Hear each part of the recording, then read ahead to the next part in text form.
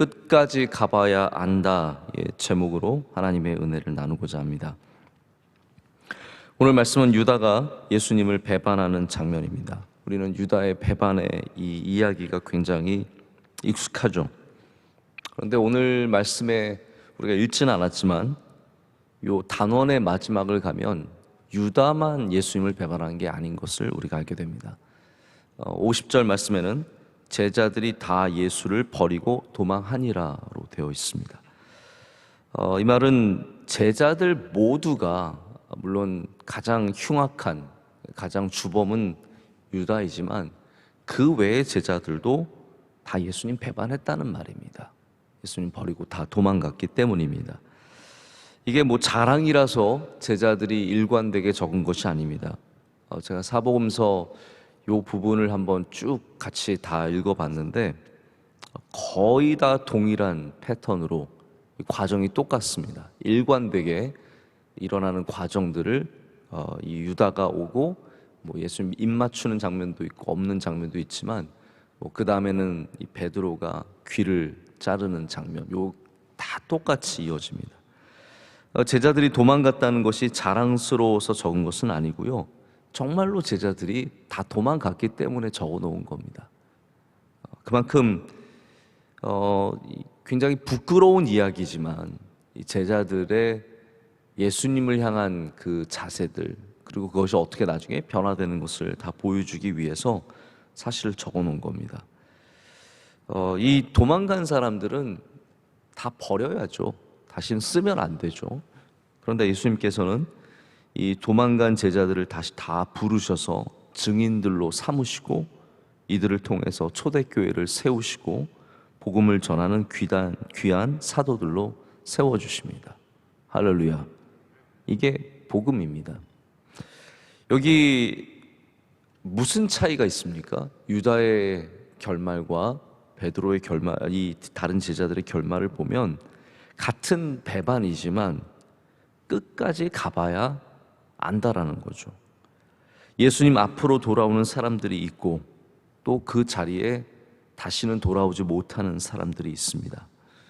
제가 오늘 말씀을 배반해도 뭐 돌아만 오면 된다, 집 나간 아내여 돌아와라, 뭐 집 나간 아들이여 돌아와라, 그러한 말씀으로 드리는 것은 아닙니다.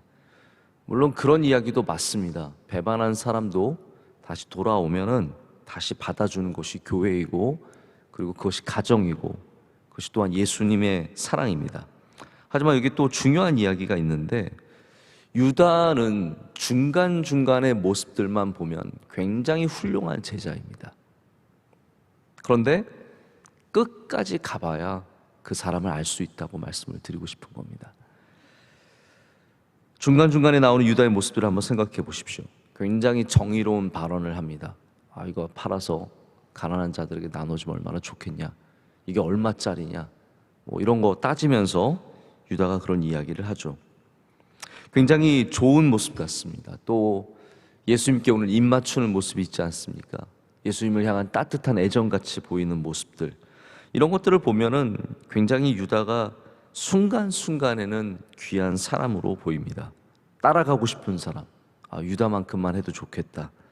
그런데 이런 모습으로 우리가 절대로 유다를 판단할 수 없습니다. 끝까지 가봐야 유다가 어떤 사람인지가 드러나게 됩니다. 우리가 괜찮다라고 생각하는 사람들, 순간순간의 모습들, 잠깐 교회에서 만나는 모습들, 앞에 나와서 잠깐 얘기할 때 보는 모습들, 차의 문을 열고 들어가는 그 차와 함께 있는 모습들, 멋진 양복을 빼입고 좋은 넥타이 메고 있는 모습들, 이런 순간순간의 모습에 저 사람 따라가고 싶다라는 마음이 들 수도 있지만 여러분, 우리가 쉽게 따라가서는 안 됩니다. 왜냐하면 끝까지 가봐야 아는 것이 사람이기 때문입니다. 요즘에 이제 가장 뜨거운 소셜 미디어가, 아마 제 기준에는 그렇습니다. 요즘 젊은 친구들은 또 다른 세상을 살고 있어서 저도 잘 모르지만 제가 볼 때는 이제 인스타그램이라든지 또 틱톡이라고 하는 거, 혹시 여러분 틱톡 들어보셨어요? 그 정도는 좀 아셔야 될 것 같습니다. 틱톡은 뭐 저도 하지는 않지만 이제 요즘 세대는 유튜브도 길다는 겁니다.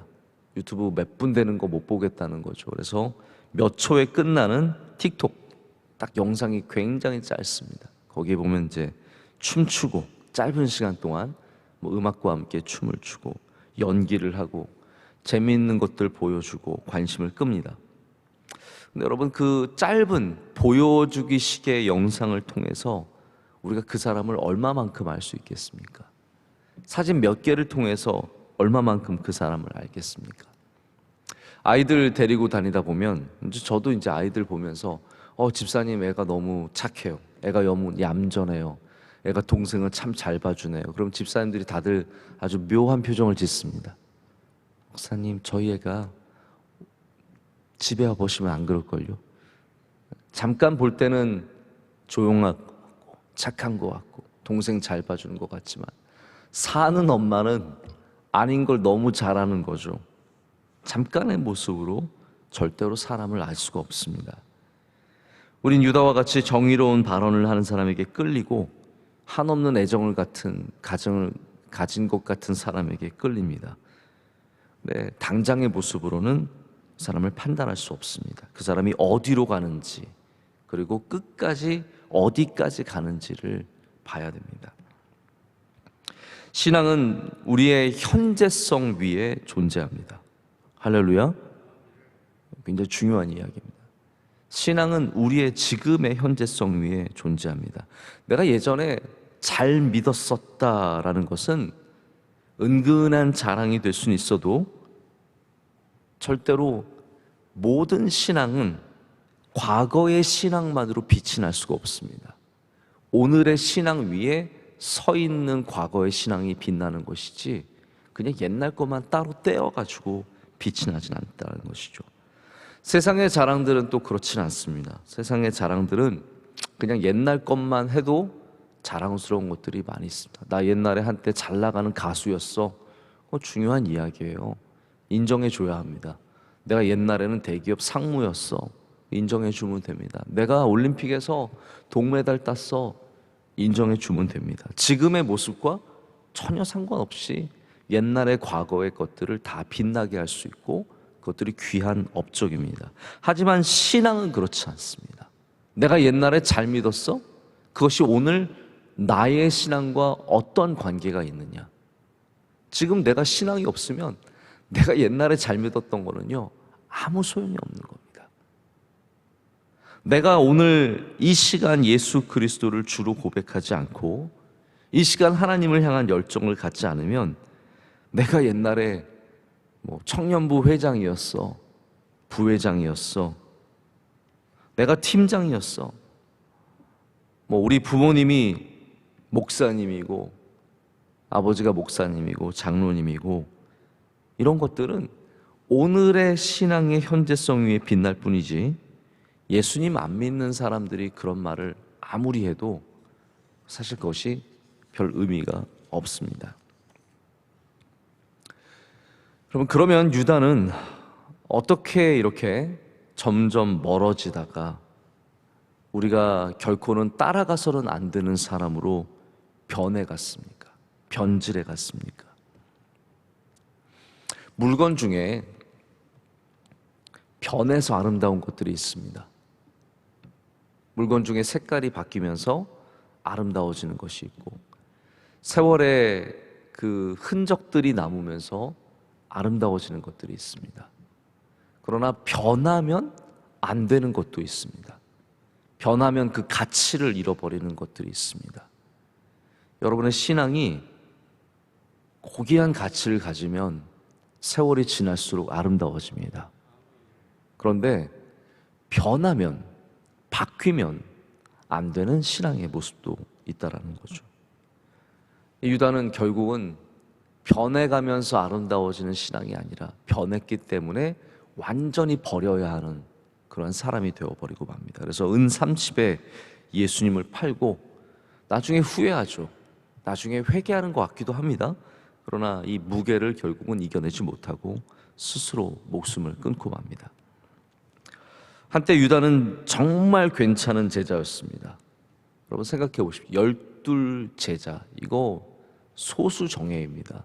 여기 뽑혔다는 것은 다른 사람들에 비해서 예수님께 선택받은 특별한 사람들이고, 아마 부름받은 사람 중에서 예수님을 따라가지 못한 사람도 있겠지만 이 유다는 모든 것을 버리고 형제들과 부모들을 버리고 다 결단력이 있는 사람이거든요. 예수님 따라가는 사람입니다. 물론 베드로처럼 예수님께 가장 신뢰받는, 가장 앞서 있는 제자는 아니었습니다. 또는 혹은 요한처럼 예수님 가장 가까이서 사랑받던 제자는 아니었습니다. 우리 모두가 다 그런 건 아니잖아요. 어떻게 우리 모두가 다 장로님 될 수 있겠으며, 다 회장할 수 있겠으며, 다 서기할 수 있겠으며, 다 뭐 재정부 다 어떻게 하겠습니까? 그러나 유다의 자리는 예수님께 분명한 자리가 있었어요. 그가 맡은 일이 있었고, 그는 예수님을 따라다니는 몇 안 되는 사람 중에 한 명이었습니다. 존재감 있는 사람이었습니다.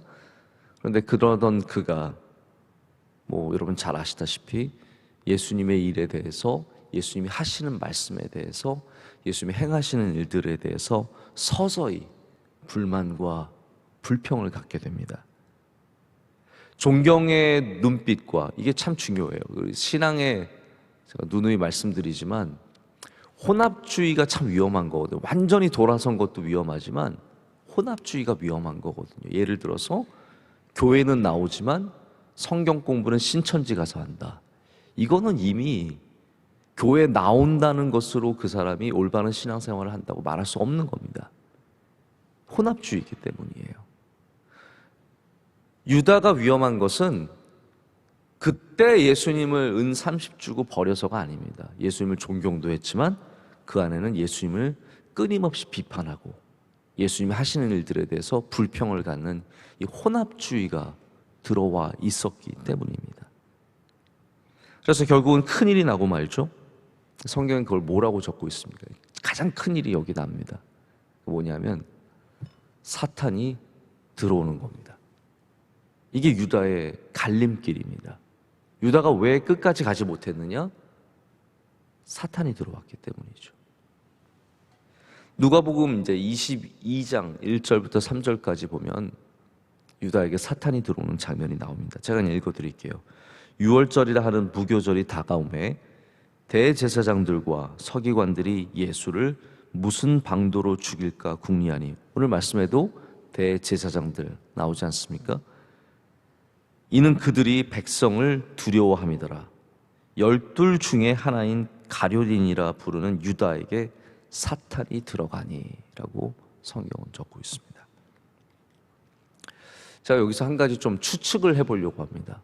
제가 성경을 읽는 방식이 있는데 저는 성경의 본문과 앞과 뒤가 굉장히 중요하다고 생각을 합니다. 항상 거기에는 뭔가 힌트가 있고 거기에는 하나님 주시는 말씀이 연결되어 있는 것들이 있는데, 제가 이거를 결론적으로 말씀을 드린다기보다는 저희 추측으로 말씀을 드립니다. 누가복음 21장으로 들어가면 마지막 두 이야기에서 유다가 사탄이 들어가는 그 장면을 이해할 수 있는 어떤 힌트들이 나옵니다. 중요한 이야기죠. 어떤 이야기가 나오냐면 예수님께서 말세에 대해서 이야기합니다. 첫 번째로는 21장에 말세에 대해서 말씀하시면서 뭐라고 그 결론을 지으시냐면 말세에 깨어서 기도하라고 말씀하십니다. 할렐루야. 항상 깨어서 기도하라고 말씀하십니다. 두 번째는 뭐냐면 예수님께서 낮에는 성전에서 가르치시고 밤에는 감람산에서, 감람원에서 쉬셨다라는 말씀이 나옵니다. 저는 이 두 가지가, 다시 말씀드려요, 추측입니다. 두 가지가 유다에게 왜 사탄이 들어갔는지를 이해하는 중요한 힌트가 될 수 있다고 생각합니다. 무엇이겠습니까? 예수님께서 깨어서 기도하라고 했는데 유다는 예수님은 따라다녔지만 기도하지 않는 제자였다는 것이죠. 참 중요합니다. 예수님은 따라다녔지만 경건의 삶이 없는, 기도하지 않는 진실된 신앙인으로서 예수님을 따라다닌 건 아닙니다. 다 예수님 따라다닐 수 있죠. 다 교회 나올 수 있습니다. 다 집사의 직분도 받고 권사의 직분도 받을 수 있습니다. 그러나 내가 기도하는 것은 전혀 다른 차원의 문제입니다. 여러분, 기도하시길 축복합니다. 따라만 다니지 말고 기도를 해야 됩니다. 예수님께서 성전에서 말씀을 전하실 때 유다가 그 말씀을 자기의 것으로, 우리 수요예배 에디오피아 선교사님 김윤기 선교사님께서 명심이라는 말씀해 주셨잖아요. 가슴판에 새겼다면 그에게 사탄이 들어갔을까? 한 귀로 듣고 한 귀로 흘리고, 아니면 말씀을 듣는 내내 끊임없이 비판하고 말씀을 그냥 토씩 그냥 하나씩 가져와서 산산조각 내고 자기의 멋대로 생각하는 그런 자세였을까? 저는 아무래도 유다의 성향과 유다의 지금의 상황으로 봐서는 후자에 해당하지 않았을까라는 생각을 해보게 됩니다. 사탄은 기도하지 않는 자, 말씀에 끊임없이 불평하는 자의 길을 가만히 내버려 두지 않습니다. 그들을 자극하고 끊임없이 유혹하고 정의감을 주고, 내가 하는 것이 옳다, 그런 거 있잖아요. 내가 하는 것이 옳다. 그리고 여기 네트워킹이 나옵니다. 제가 이거 참 흥미롭게 봤어요. 왜냐하면 이 은30을 위해서 누구를 찾아가냐면, 이것도 이제 누가복음에 나오는 내용인데요. 가룟 유다가 대제사장들과 성전 대장을 찾아갑니다. 이게 무슨 이야기입니까? 권력의 한 복판으로 들어간다는 거예요. 대제사장들, 종교의 권력들, 성전 대장, 딱 그 나라의 군사를 맡은 중요한 직분을 맡은 사람. 유다가 거기 가서 어떤 느낌을 받았겠습니까? 아, 나 중요한 사람이야. 나 대단한 사람이야. 내가 예수님만 팔아넘기면 나는 이 네트워크 안으로 들어올 수 있다는 생각 갖지 않았겠습니까? 여러분, 사람들이 그런 거에 굉장히 쉽게 넘어갑니다. 아, 나 신문사에 내가 뭐 넘겨주는 사람이야. 나 누구를 알고 나 중요한 사람이야 라는 마음이 들면 굉장히 뿌듯해지죠. 그러면서 이 들뜬 마음이 결국은 유다로 예수님을 은30에 팔아넘기는 상상할 수 없는 배반을 하게 합니다. 제가 그런 얘기를 들었어요. 누군가 이런 얘기를 하더라고요. 무식한 사람이 신념을 갖는 것처럼 무서운 게 없다. 저도 똑같은 얘기를 하고 싶은데, 사탄에게 사로잡힌 사람이 신념을 갖는 것처럼 무서운 게 없는 겁니다. 제가 유다만 이야기 들으니까 말씀이 좀 칙칙하죠. 네. 제가 마지막에는 좀 좋은 이야기를 드리고 싶습니다. 제가 뭐 누구를 겁박하기 위해서 이런 말씀들이, 여러분 뭐 무서워하라고 이런 말씀을 드리는 게 아니라, 여기 또 다른 전환점이 있습니다. 우리가 유다의 끝만 보지 말고 끝까지 가봐야 안다라고 말씀을 드렸는데, 다른 제자들의 끝도 봐야 합니다. 할렐루야. 그래야 희망과 소망이 있습니다.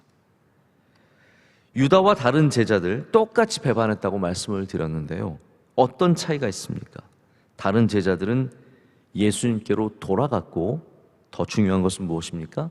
예수님이 약속하신 성령을 받았다라는 겁니다. 여기 큰 차이가 있습니다. 유다는 사탄이 들어갔고, 다른 제자들은 성령을 받았습니다. 우리 인간은 다 연약해서 도망가는 존재입니다. 그 어느 한 명이라도 남았으면 할 말이 있는데, 퍼센티지라도 따질 수 있죠. 야, 그래도 10%는 남는 거야. 아닙니다. 우리 모든 인간은 두려우면 도망가게 되어 있습니다. 그것이 우리 사람의 모습이지만, 성령이 우리에게 임하시면 우리는 길을 버리지 않습니다. 예수님을 버리지 않습니다. 교회를 버리지 않습니다. 믿음을 버리지 않습니다. 제가 이렇게 말씀을 맺고 싶습니다. 우리가 어떻게 끝까지 갈 수 있겠습니까? 여러분, 오늘 현재성, 아까 제가 말씀을 드렸죠. 오늘의 믿음이 참 중요하다고. 그럼 우리 앞으로의 믿음은 어떻게 보장할 수 있습니까? 뭐 교회에서 직분을 갖고 있는 것이 앞으로의 믿음의 보장입니까? 절대로 그렇지 않습니다. 우리의 헌신이 그냥 내가 지금 열심히 섬기고 있는 것이 우리로 끝까지 가게 하는 것도 아닙니다. 내가 옛날에 회장했던 것, 그게 나로 끝까지 가게 하는 것도 아니고, 나 어렸을 때 동남로에 가서 금메달 땄어요. 우리 명성교회에서 교회학교 다니면 다 금메달 한 번씩 땁니다. 한 번씩 따는 기회들이 생기는 거죠. 우리의 부모님이 목사님인 것이 나로 끝까지 가는 게 아니라 오늘 성령 충만해야 끝까지 갈 수 있습니다. 오늘 기도하는 사람이 끝까지 갈 수 있고, 오늘 말씀을 마음판에 새기는 사람이 끝까지 갈 수 있습니다. 성령 충만밖에 없습니다. 오늘 여러분에게, 기도하고 말씀 듣는 여러분에게 성령께서 임하시기를 축복합니다. 사탄의 길은 막고, 다시 말씀드립니다. 이거는 너무나 단순한 진리입니다. 불평하고 불만 가지면 사탄이 들어옵니다. 기도하지 않으면 사탄이 들어옵니다. 이건 너무나 당연하고, 나는 아닐 거라고 생각하지 마시고 여러분 막으시길 축복합니다. 대신에 우리는 오늘도 성령 충만할 때, 예수님이 약속하신 그 성령을 받을 때 우리는 부족한 배반하는 제자이지만 끝까지 갈 수 있는, 끝까지 다시 돌아와서 우리 길을 지키며 주님을 붙잡고 주님의 그 걸어가시는 그 길을 다 함께 따라가는 그런 은혜가 우리 모두에게 있을 줄로 믿습니다. 기도하시겠습니다. 크고 놀라우신 일들을 행하신 하나님 아버지, 배반하고 떠나고 불평하는 우리들이 주님 앞에 모여 있습니다. 여기 또 특별히 직분을 받아서 주어진 임무와 사명을 띠고 예배의 자리를 지키는 주님의 종들이 이곳에 앉아 있습니다. 또 하나님, 새벽을 깨우지 않으면 살아갈 수 없는 자들이 이 시간 새벽에 일어나 예배를 드리며 주님을 바라봅니다. 주님, 우리와 함께하여 주시고 우리에게 성령을 부어 주시옵소서. 하나님, 주님을 따라가는 자들 가운데 기도 없는 사람이 없게 하여 주시고, 불평과 불만 속에 빠져서 허우적거리는 사람이 없게 하여 주시옵소서. 우리 모두가 그곳을 떠나, 그 깊은 늪을 떠나 주님의 손을 붙잡고 성령 충만한 길을 걸어가게 하여 주시옵소서. 우리 주변에 하나님, 정의감으로 유다처럼 외치는 사람도 있고, 예수님을 가장 사랑하는 것처럼 유다처럼 입 맞추는 사람들도 있는데, 하나님, 우리 쉽게 따라가지 않게 하여 주시고 끝까지 주님만 따르는 사람들 잘 분별할 수 있도록 우리에게 은혜를 내려 주시옵소서. 가정 위에 은혜 내려 주시옵소서. 연휴를 길게 보냈습니다. 하나님, 다시 주님께 바짝 붙이게 하여 주시옵고, 멀어졌던 우리들, 게을러졌던 우리들 다시 정신 차리고 주님 앞에 무릎 꿇고 기도하며 말씀을 붙잡고 나아가게 하여 주시옵소서. 가정마다 은혜 내려 주시고 우리 명성교회에 은혜 내려 주시옵소서. 성령 충만한 교회가 되게 하여 주시옵소서. 모든 선교사님들 지켜주시고 우리 선교의 기간마다 은혜를 내려 주시오며, 하나님, 모든 교회 부서들 하나하나 성령 충만하여 사탄 마귀가 틈타지 못하는 아름다운 주님의 귀한 종들 다 될 줄로 믿습니다. 오늘 예배를 섬기는 주님의 종들이 있습니다. 한 명 한 명 기억하여 주시고 힘차고 복된 기도를 한 주의 사랑하는 아들에게 하나님께서 조용히 종에게 은혜의 은혜를 더하시며 그의 가정과 하시는 일들이 복되게 하여 주시옵소서. 오직 주님만 바라보며 주님을 의지하며 끝까지 이 길을 걷는 성령 충만한 우리 모두가 될 줄로 믿습니다. 이 모든 것을 주님께 감사함으로 아뢰고 사랑하시는 예수님의 이름으로 기도드립니다. 아멘.